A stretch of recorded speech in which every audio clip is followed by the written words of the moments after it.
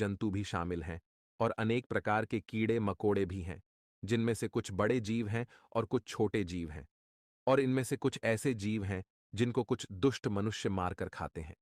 मित्रों, कुछ मनुष्यों के मन में यह प्रश्न अवश्य उठ रहा होगा कि क्या भगवान ने जीवों को मारकर खाने के लिए बनाया है?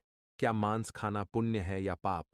आज की इस ज्ञानवर्धक वीडियो में हम आपको यही बताएंगे कि जीवों को मारकर खाने से पाप लगता है या नहीं।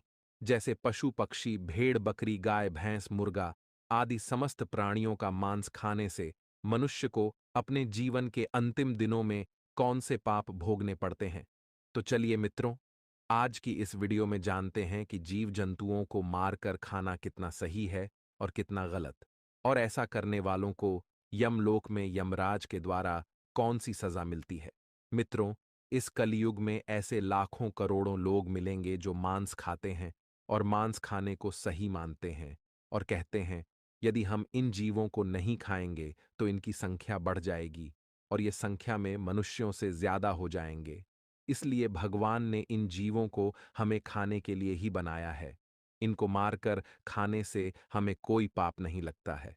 और कुछ लोग ऐसे भी हैं जो जीवों को मारकर खाने को पाप मानते हैं और उनका कहना है कि मांस खाने से पाप लगता है और मांस खाने वालों की पूजा आराधना ईश्वर स्वीकार नहीं करते। उन्हें कुंभीपाक नरक में कठोर से कठोर सजा मिलती है।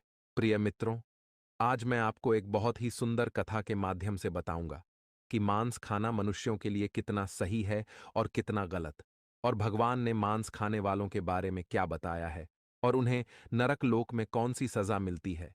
एक बार की बात है, भगवान श्री कृष्ण द्वारिका नगरी में अपने सिंहासन पर विराजमान थे।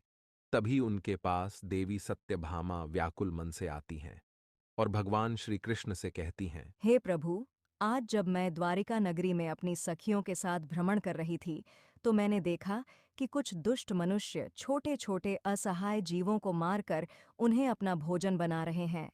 हे प्रभु, यह देखकर मेरे मन में एक प्रश्न उठ रहा है और मैं चाहती हूँ कि आप मेरे प्रश्न का उत्तर दें। तो भगवान श्री कृष्ण ने कहा, हे देवी सत्यभामा, तुम्हारे मन में कौन सा प्रश्न उठ रहा है? मुझे निश्चिंत होकर बताओ, मैं अवश्य ही आपके प्रश्न का उत्तर दूंगा। तो देवी सत्यभामा ने कहा, हे प्रभु, क्या छोटे-छोटे इन निर्दोष जीवों को मारकर खाना मनुष्य के लिए पाप है या पुण्य है? तो भगवान श्री कृष्ण ने मुस्कुराते हुए कहा, हे देवी, मैं आपके इस प्रश्न का उत्तर एक पौराणिक कथा के माध्यम से देना चाहता हूं। इस कथा को सुनकर तुम्हें पता चल जाएगा कि मांस खाना पाप है या पुण्य है। फिर देवी सत्यभामा